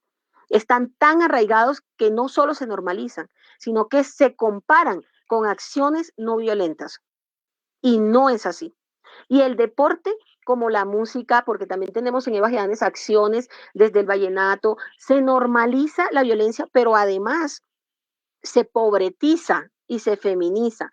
Entonces, claro, bueno, hablemos de pesas, no, sí, son las negras del Pacífico, hablemos no, de tenis, no, de tenis son los privilegiados. También hay esa fragmentación de estratos en los deportes. Y lo que necesitamos es que, además de ser silenciadas, además de no ser garantizados los derechos, las mujeres tengan la dignidad de sujetas de derechos, no de objetos de un proceso. Si uno habla con personas, y lo voy a decir con nombres, de la DIMAYOR del Ministerio de Deporte, donde tengo amigos, dicen, pero es que, ¿qué le vas a pedir tú sacando columnas de las mujeres haciéndole goles al machismo? ¿Y por qué? Que América quedó de subcampeona, ¿y eso qué es? Ese poco lesbianas ahí. ¿Y por qué son así de despectivos? Porque consideran que no da plata el fútbol femenino, que es feo, que no es el show de lo que es, aunque perdamos todos los campeonatos, pues la selección de Colombia es la selección y son los machos los que deben estar. Hay testimonios que deben ser además dados en secreto de que las mujeres de la selección Colombia cuando llegan a entrenar no hay ni un solo elemento para entrenar. Está el gimnasio vacío. Han quitado todo para guardarlo para los entrenamientos de la selección masculina. Eso, más que triste, es vergonzoso. En una sociedad, y lo dice una frase de Kofi Annan, en una sociedad que no haya igualdad y equidad, basada en género y en los derechos, no merece ser llamada una sociedad evolucionada. Y no somos una sociedad evolucionada en términos de que definitivamente segmentamos, discriminamos, el deporte está marcado por el racismo, la discriminación, la pobretización y todo basado en los cuerpos también femeninos. No es lo mismo la discriminación y me dirán, ay, ella está hablando de eso, también los deportistas son discriminados, claro, pero no por su condición de género, no por su condición de género, por otros elementos, las mujeres sí. Y cierro un poco diciendo los imaginarios sociales. En 2016 yo realicé una investigación que ya está hecha libro. De hecho, aprovecho para decir que ya este libro lo voy a sortear, no sé, Olga, cómo lo hará, ese libro que se llama Mujeres sin receta más allá de los mitos, precisamente porque mi tema fuerte dentro del género son dos apuestas. Es cómo la mujer hace la transición real y genuina, no disfrazada, no falocéntrica, no al servicio del patriarcado, de lo privado a lo público, como actos políticos, sea desde el deporte, la ciencia, la política, la economía, la música, desde donde quiera, desde cualquier orilla, porque las mujeres, y esa es otra cosa, no somos la mujer, somos las mujeres. No por eso enemigas, no por eso contrarias, no, sí, somos diversas. Entonces somos rurales, urbanas, indígenas, negras, somos deportistas, somos músicas, somos investigadoras, somos las mujeres. Y en ese sentido también son los feminismos. Y los feminismos, y lo digo sin miedo, dos palabras que están satanizadas en la sociedad, la política y el feminismo. Mucha gente no sabe ni siquiera qué significan, pero la satanizan porque alguien dijo que eso era malo. Los feminismos son diversos también. Mi feminismo, en el que yo camino y en el que yo libremente he creado una serie de libertades que es la que busco que muchas de mis amigas que son futbolistas profesionales, que son rugbistas profesionales, que son atletas profesionales, porque parece que tiene un atractivo universal ya místico con las mujeres deportistas de alto rendimiento, ellas me han enseñado algo y es un poco cuál es el acto que ellas hacen frente a eso. Que Marisabel Urrutia y que muchas que ya están retiradas se dediquen ahora a hacer una prevención de la violencia sexual y de la violencia basada en género en el deporte, eso nos tiene que decir algo, y algo muy fuerte, ¿sí? ¿Por qué? Porque necesitamos combatir todos esos arquetipos y esos imaginarios. Y en esa investigación que realicé, lo que enfatizaba era la deconstrucción de imaginarios sociales específicamente en un territorio como La Guajira. ¿Sí? Entonces la gente dice, es que eso es machista. No, machista y patriarcal es el mundo entero. O sea, no hay un territorio donde podamos decir que no. Pero quiero cerrar, y ya me pusieron la camarita y creo que ya tengo que cerrar con algo muy, muy bonito, y es cómo hacer para fortalecer el poder de las mujeres desde esos feminismos o desde otras orillas que quieran, y desde ese convencimiento de que somos mujeres y que unidas incluso desde la diferencia podemos transformar y generar nuevas realidades. Dejar de revictimizarnos para comenzar a activar ese gran tejido social, ese gran tejido que somos, así como los tejidos guayú coloridos, que no siempre fueron así, pero al final tiene que dar respuesta a una deconstrucción del patriarcado y a que nuestras ligas, nuestros fomentos deportivos sean actos políticos liderados por mujeres capaces de todos los días cambiar recetas, de dulce, salada, colores, formas, porque esa es la vida, una oportunidad de reaprender y de reeducarnos. Todas y todos nacemos marcados por el machismo, pero no todas y todas morimos marcadas por el machismo. Muchas gracias. Muchas gracias, doctora Fabrina. Realmente, bueno, movió el piso con unas realidades en las que las conocemos, que son realidades, digamos, algo silenciadas, porque de hecho, cuando hablamos del deporte, definitivamente nos referimos a esos espacios que se supone que va vinculado a unos valores, que va vinculado, digamos, a todo eso, lo que representa el juego limpio, ¿verdad?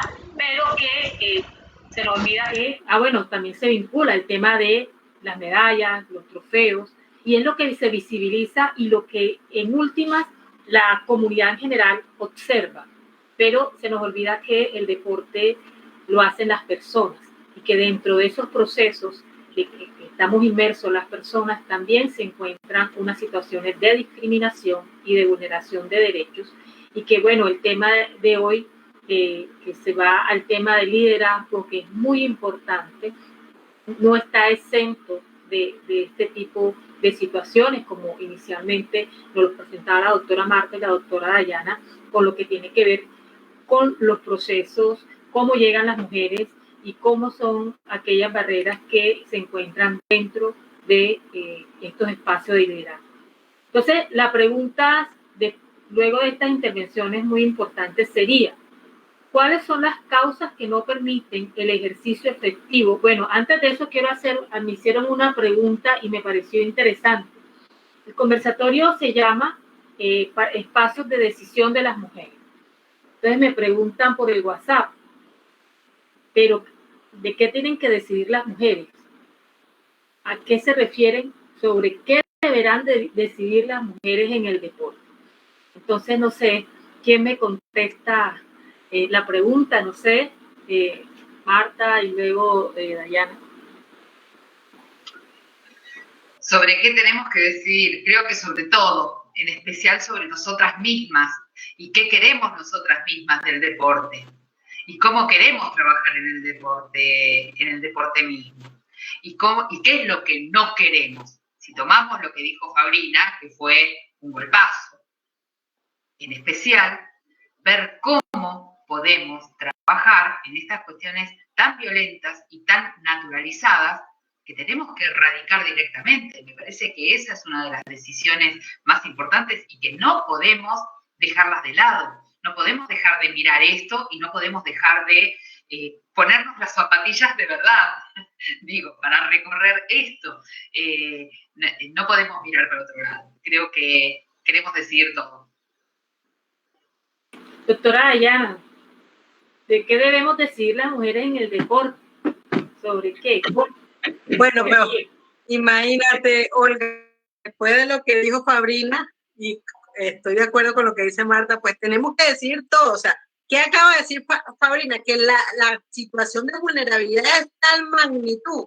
O sea, que las mujeres en los distintos espacios deportivos están siendo, no digamos, sí, afectadas por esa violencia que está presente, pero además por esa falta de utilización de sus experiencias. Por supuesto que debemos estar presentes en todo y, como dice Marta, decidir en todo.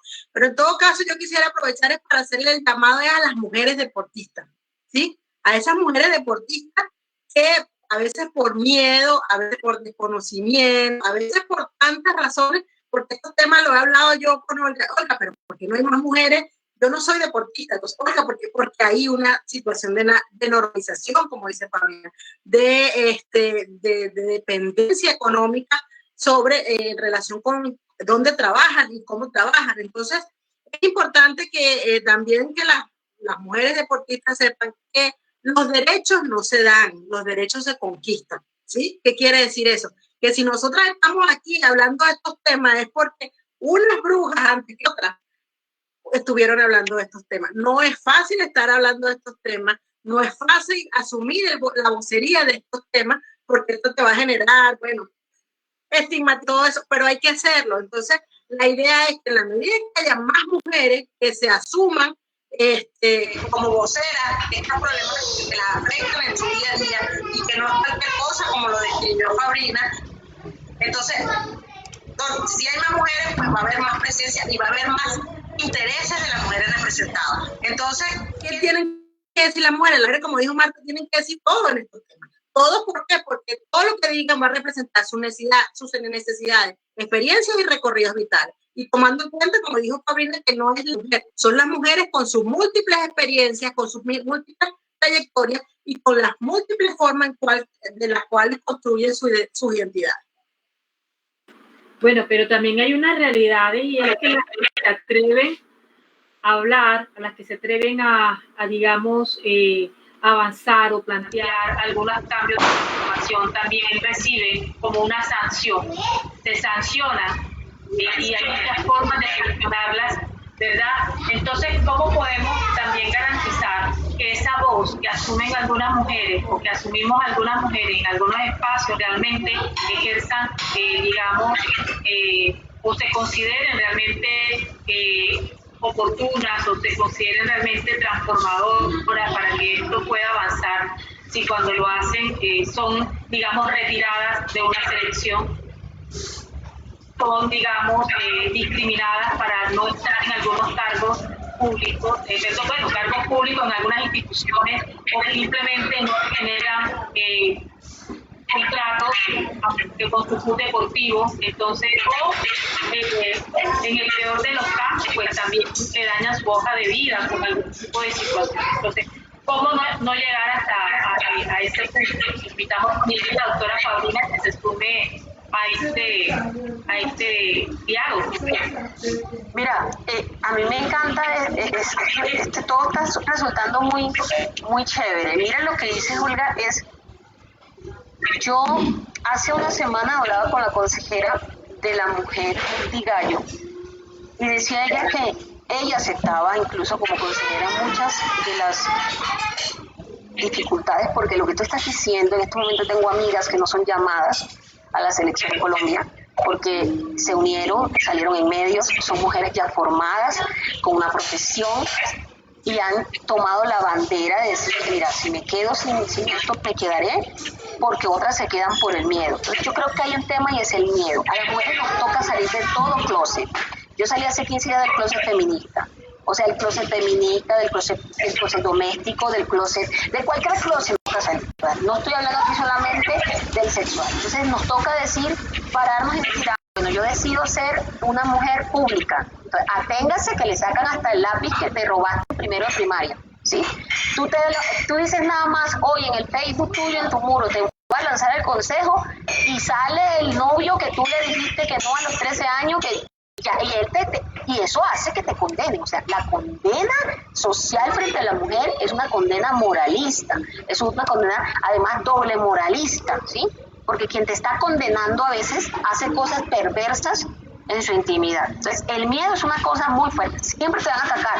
Imagínate, yo hace 10 años llegué a poner en la agenda pública, que ahora es normal, que ahora todos los diputados y todos en La Guajira están trabajando por la política pública, y yo eso lo aplaudo. Pero hace 12 años, 11 años, preguntaban por Fabrina Costa en La Guajira, porque además yo estaba exiliada académica por fuera, y yo vuelvo, y todo el mundo, esa mochila terciada, la vieja con la mochila, pues no meto marihuana, entonces no tenían cómo decir que esta vieja se volvió loca por la droga. Qué pena hablar así de duro. Pero mucha gente ahora me dice, y yo decía, está loca ahí, y pusimos en la agenda pública el tema. Entonces hay que romper, el miedo hay que romperlo primero. Y dos, un trabajo a las personas que están escuchando o que lo podrán escuchar después, el tema de la indiferencia.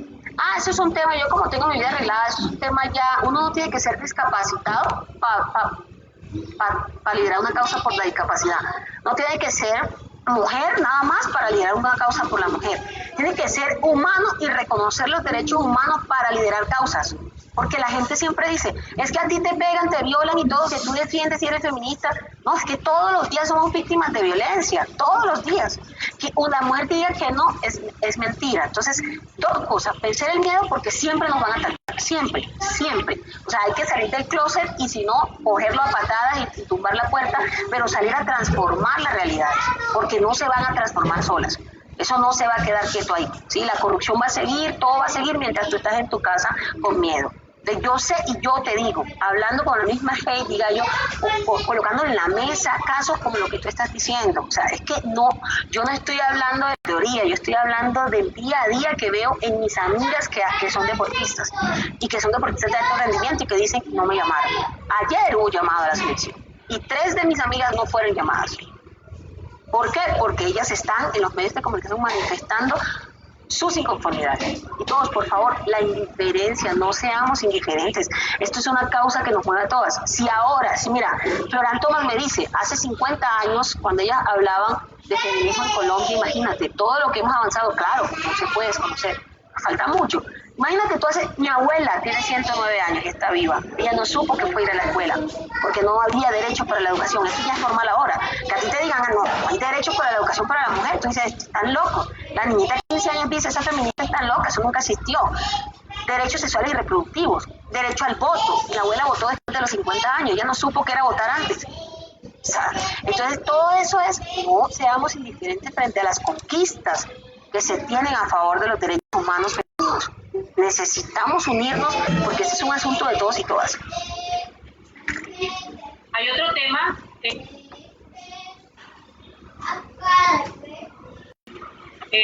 Marta, por favor. Sí, me quedo con esto de lo colectivo que está planteando Fabrina. Me parece que estas mujeres que se animan a decir algo debieran tener el apoyo de todas las demás, estén dentro o fuera de la selección, como para llamar la atención a que eso no está bien hecho. Porque digo, el sistema deportivo a lo que apuesta es a lo individual. Llegaste sola, sos la única, sos la pionera. Con esto hace que, siendo una sola, te puedo cortar la cabeza cuando se me da la gana o cuando te considero que me estás molestando, o poner en evidencia algo que no está bien que estoy haciendo y te dejo afuera. Es un castigo. Y el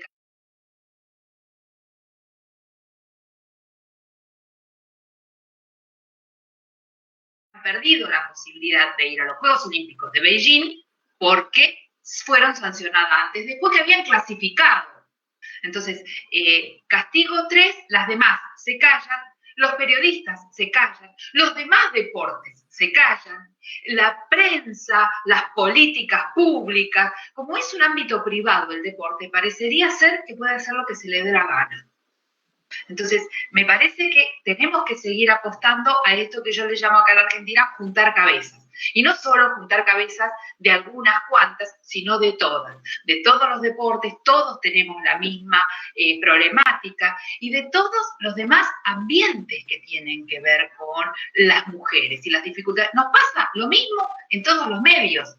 En los académicos, en el trabajo, en lo familiar, en lo social, y de ahí en absolutamente todos estamos de la misma manera. Entonces, si podemos apostar a lo colectivo y a esto que viene dándose en los nuevos feminismos que van moviéndose hacia todos los polos, creo que ya podría por lo menos empezar a ponerse la lupa en este sistema tan jorobado que es el deporte.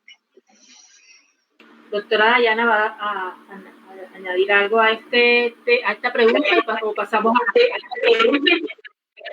No, por supuesto, o sea, imagínate tú, yo estoy totalmente de acuerdo y encantada con lo que dice Fabrina y Marta, y además que nosotras cuatro somos experiencia de lo que estamos hablando, es decir, nosotras cuatro trabajamos unos temas, cada quien en su ámbito, donde estamos estigmatizadas, donde sabemos lo que es esto que estamos diciendo de defender los derechos, pero pese a eso seguimos adelante porque, como dice el dicho, nadie nos quita lo bailado. Es decir, lo que hemos logrado nosotras como personas más colectivamente, porque estamos claras que estos logros son colectivos, que los avances de una... Por ahí hay un meme, Olga, que dice a las mujeres que dicen que el feminismo no me representa, dicen que el feminismo no me representa la que es profesional, la que se puede divorciar, la que puede ir a votar, ¿verdad? Es decir, todos esos derechos que ella el día de hoy puede ejercer porque es que otras han luchado antes que ella. Y ese es el tema aquí. El tema aquí es que efectivamente, si es una sola, la van a sancionar, como dice Marta. Pero si es un colectivo, y ya lo hemos visto las mujeres, ya hemos visto las mujeres lo que se logra cuando actuamos colectivamente. Es decir, cuando actuamos colectivamente, ponemos en jaque el sistema, tiene que recular. Si las mujeres actuamos en colectivo, se tiene que recular, porque no es una, o sea, es toda. Y aquí el tema de que no podemos seguir siendo sociedades de cómplices. Es decir, cuando tú callas, muchas veces te conviertes en cómplice de lo que está pasando. Yo sé que las situaciones son distintas, es decir, las condiciones sociales no son iguales para todo el mundo, eso es una realidad, pero la realidad es que el movimiento de mujeres como colectivo es una fuerza poderosa, y el día que asuma esa fuerza y todo lo que eso implica para el cambio, pues ya verán ustedes cómo cada vez va a ser más difícil que las mujeres las estén violentando y que no haya mecanismos de exigencia de investigación de los hechos donde hay violación de derechos de las mujeres deportistas. Eso es lo que quería decir. Bueno, pero también hay un tema también importante, porque lo decían ustedes al inicio de este conversatorio, y era que, bueno, las mujeres que llegaban a ejercer cargos de dirección, realmente se espera de que sea como ese componente transformador, de alguna forma que se avancen en algunos temas, pero que en último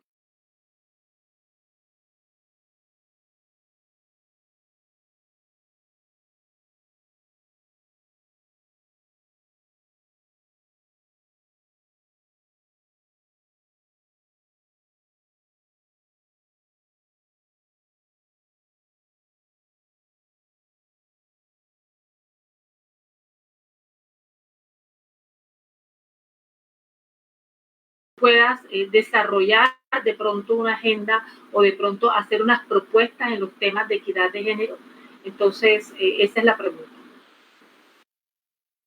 Concreto más la pregunta.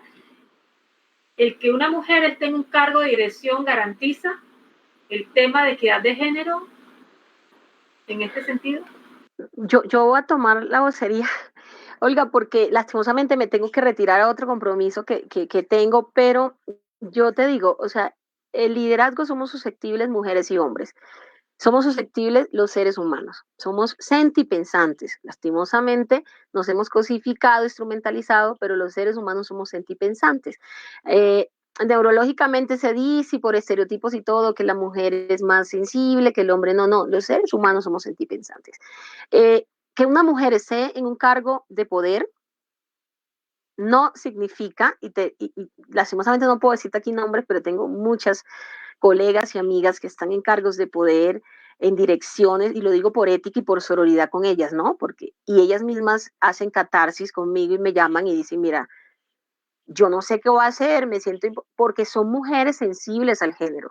Ahora, están otras que se entregan plenamente al patriarcado solo para decir que fueron, y que esas nosotros decimos no nos representan. No, también nos representan, solo que ellas no están reeducadas del machismo. Entonces, el tema es, si somos susceptibles, sí, si tenemos muchas, pero muchos fracasos, porque yo también he sido y soy también funcionaria pública del Estado, y hay unas cosas que uno quiere transformar y no quiere hacer, y son difíciles de hacer. Entonces, es todo lo que el sistema, por eso esto implica academia, implica institucionalidad, implica organizaciones sociales, organizaciones civiles, implica familia, implica medios de comunicación, publicidad, todo. Es un gran sistema. Eso no vamos a decir que yo siendo directora ahora y de mujer de tal o que hoy me nombran ministra de deporte, probablemente ustedes digan, esa Fabrina que habló allá, ¿quién es? Porque es que el sistema puede comerme completamente a pesar de yo ser feminista, comprometida con la causa, pero hay unas limitantes. Y es también con lo que cargamos las mujeres. Entonces dicen, ay, querían una oportunidad. Y mira, ahí está, se les abrió el Ministerio de la Mujer, se les abrió tal cosa en otros países, pues en Colombia todavía no tiene un Ministerio de Mujer, pero se les abrió tal y no hicieron nada. Y no es que no se haga nada, es que no es un tema solamente de una esfera, es un tema de todo un sistema.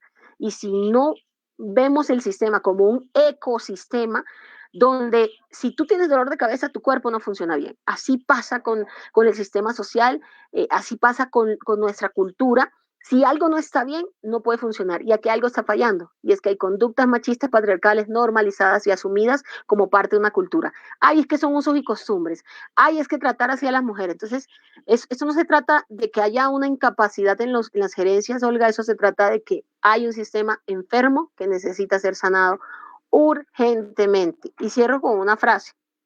Muchas mujeres dicen, yo defiendo los derechos de las mujeres, pero no soy feminista. Eso es lo mismo que decir, yo quiero agua, pero no me den H2O.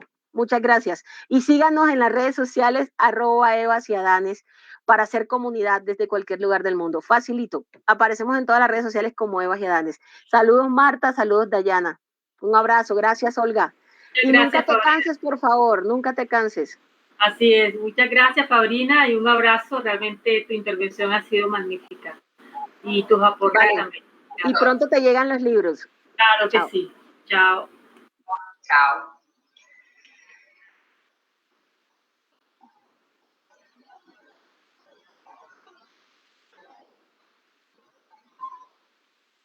Olga, estás enmudecida. Ándale. Bueno, aquí vuelvo otra vez. Y entonces, referente a esa pregunta de la garantía de que de pronto se impulsa que las mujeres lleguen, porque eso va a permitir una transformación en unos espacios, en este tema del deporte, que son muy pocas, digamos, las que conforman los comités, digamos, los comités femeninos dentro de las federaciones, que la mayoría son 3 hombres y 2 mujeres, o hombres que mujeres. Entonces, uno se pregunta, bueno, entonces, si se abren los espacios y qué pasa ahí.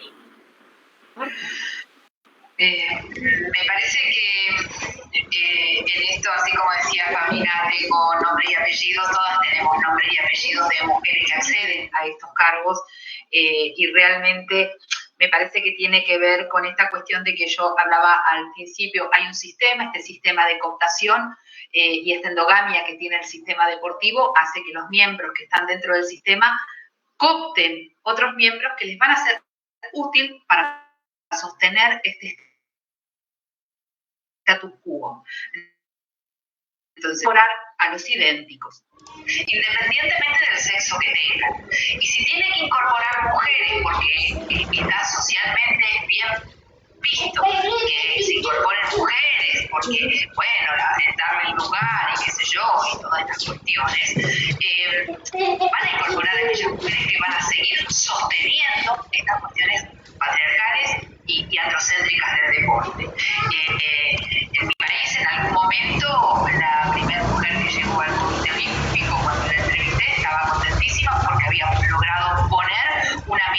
femenina en el Comité Olímpico, era cortinas en la ventana del Comité Olímpico. Darle una estética que tuviera que ver con algo más cálido dentro de esto. Mujer que hoy sigue diciendo en algunas ponencias, en algunas charlas, quien me habilitó a esto fue mi marido, porque él hizo que yo tuviera confianza. Digo, aunque haya sido de esta manera, evidentemente no está hablando de una fortaleza propia y de una posibilidad de transmitir estas cuestiones a otras mujeres. Entonces, que haya mujeres en puestos de dirección no garantiza en absoluto que haya un avance. Habla de esto que yo también marqué como la soledad del cargo. Muchas veces, como decía Fabrina, llegan mujeres y dicen no pueden hacer nada. Obviamente, porque el sistema deportivo lo que hace es te expulso, te puedo expulsar de una selección. Imagínate si no te voy a poder expulsar de un cargo directivo. Imagínate si voy a permitir que hagas algo. Y esto de los espejismos que también decía. Te creo la comisión, fíjate qué haces en esa comisión y después avísame. Esta misma mujer hablaba de que en las reuniones de comisión directiva de las federaciones o de lo que fuere, ella evitaba tomar agua para no ir al baño, porque se dio cuenta que si iba al baño, los hombres decidían por fuera de lo que ella podía decir. Entonces estaba sentada fija en la mesa. Hasta que se dio cuenta que, aunque ella no se moviera, los varones iban al baño y cuando venían ya tenían decidido aquellas cuestiones que querían incorporar. Entonces, el ejercicio del poder por parte de los varones está tan articulado, es tan viejo, es tan natural, que nosotros llegamos miles de años tarde. Y en el deporte llegamos 100 años largos tarde. Y todavía nos falta recorrido por hacer y todavía nos falta insistencia y todavía nos falta este juego colectivo y el poder poner en palabras y, ¿por qué no? A veces en nombre y apellido, visibilizar estas cuestiones que hacen que esa mujer llegue y todas las demás no puedan llegar por el mismo sistema.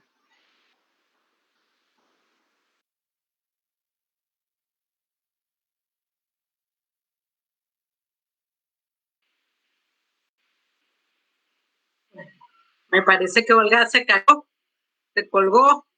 No, aquí estoy. Bueno,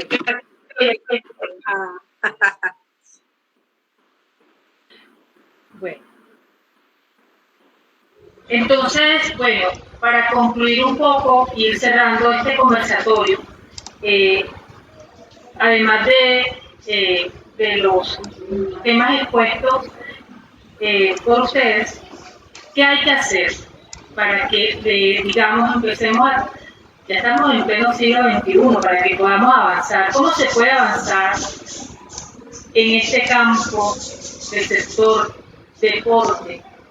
Que siempre, de pronto, en las intervenciones en que he podido estar, me hago la pregunta, porque hay una desconexión del sistema del deporte como actividad que está intrínseca dentro de todas las actividades productivas, culturales de un país, porque hay esa desconexión del deporte con unos marcos normativos en que se establecen como la participación en los espacios de decisión que tenemos todos en unas democracias participativas, con unos derechos que tenemos a nosotras de elegir y ser elegidos, ¿verdad?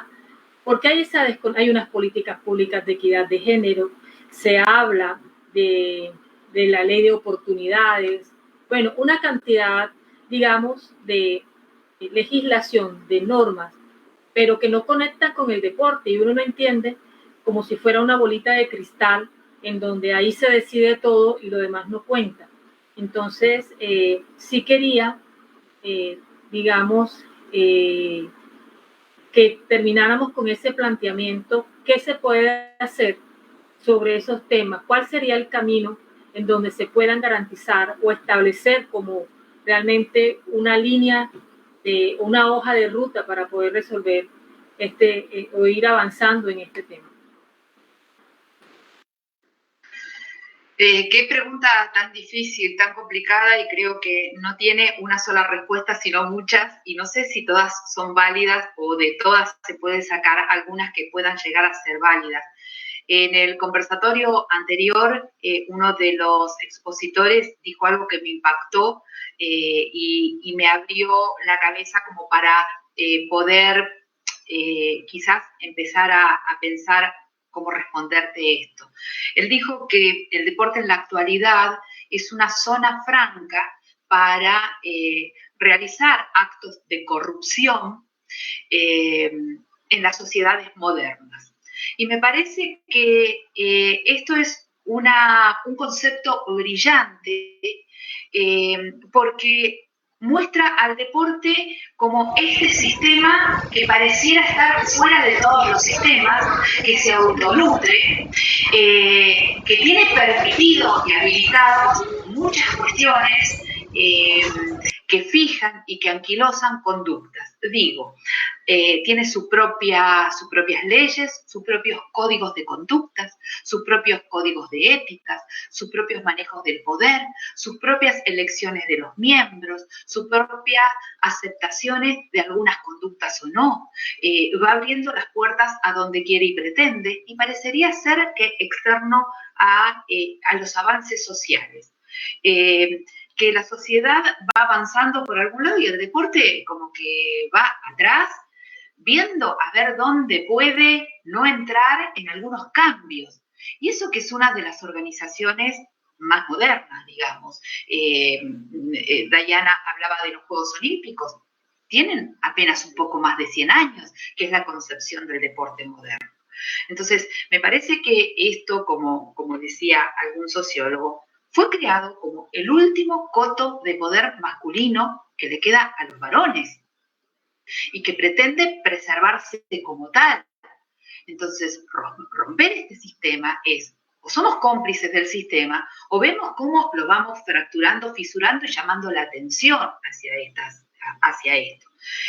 Yo celebro las diferentes expresiones que tiene el deporte y celebro aquellas cuestiones del deporte de rendimiento y estas estructuras tan rígidas que logran no pasar hacia lo que es mi profesión, que es, por ejemplo, la educación física. Cómo llamamos la atención hacia que no tenemos que permitir estas segregaciones por sexo en algunos juegos, estos premios y castigos, estas competencias muy tempranas, a edades muy tempranas. Entonces, me parece que un sistema se rompe por un montón de lados que pueda llegar a entrar. Sigo apostando a lo colectivo y sigo apostando a las diferentes miradas que se tenga. Si nosotros seguimos mirando el deporte con una sola lupa y de arriba, vamos a solamente ver ese problema, y que se sostiene este problema por un montón de condiciones, por las propias legislaciones, por las políticas públicas que no logran permear, porque la organización nuestra deportiva iberoamericana hace que el deporte tenga una organización privada que vive de lo público. Me parece que en todos los países se está pasando esto. Algunas personas en las federaciones deciden qué hacer con los fondos públicos, con los impuestos nuestros, y dónde va ese dinero.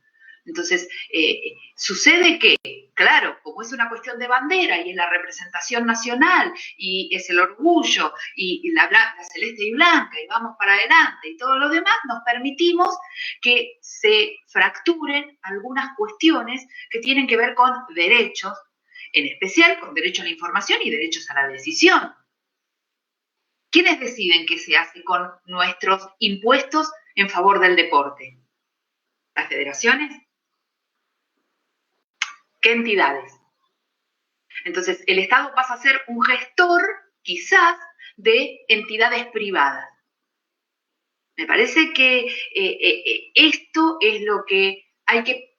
No, creo que todavía no podemos hacer mucho, pero sí llamar la atención. Sí comunicar, sí explicar, ¿sí? Explicar cómo funciona de arriba para abajo el poder y estas jerarquías de poder dentro del deporte. A ver, el deporte funciona como un Vaticano deportivo, donde tiene sus propios miembros, sus propias reglas, pero vive de los estados. Entonces, hay una punta, una puerta como para por lo menos empezar a desanudar. Ponerlo en palabras no es poco, y recorrerlo mucho menos. No la contesté, pero acá me quedo, chicas, no tengo más respuestas. Muchas gracias, Marta, y definitivamente esa es la gran pregunta, el por qué no se articula, digamos, con los planes de desarrollo. Sí se articula, pero que realmente hay unas decisiones que son de manera privada y se asumen de manera privada, en donde pues estamos manejando, digamos, estamos en unos espacios democráticos y participativos, y que el deporte no puede ser ajeno a eso. Dayana, para cerrar. Porque no, bueno, muchísimas gracias, porque el deporte no se ve como un derecho, básicamente. Es decir, el deporte no le beneficia, lo ven desde una perspectiva lucrativa, porque lo ven como un negocio que da dividendos. Pero como no es un derecho, entonces se invisibiliza toda la problemática. Siguiendo un poco la palabra que decía Sabrina, no se ha politizado el deporte. Una cosa, no, politizar el deporte no es partidizarlo.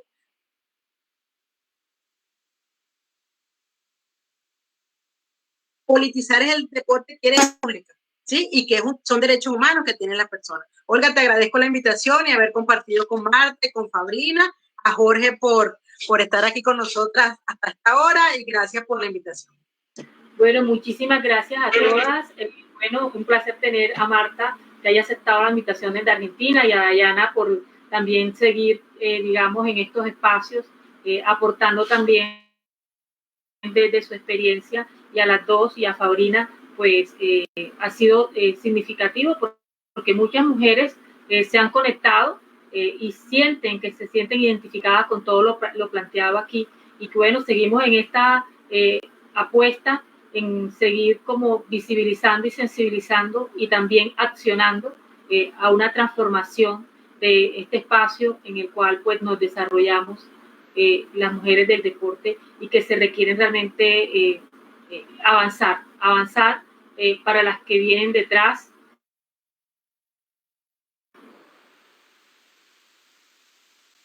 Y que nos garanticen esos derechos que tanto pues exigimos, y que se hace necesario para aquellas mujeres que han sido víctimas y se han revictimizado dentro del sector del deporte.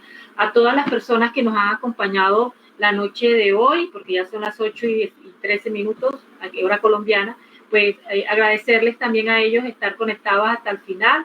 Tuvimos unos problemas de conexión, tuvimos una intermitencia, pero bueno, afortunadamente lo logramos sacar.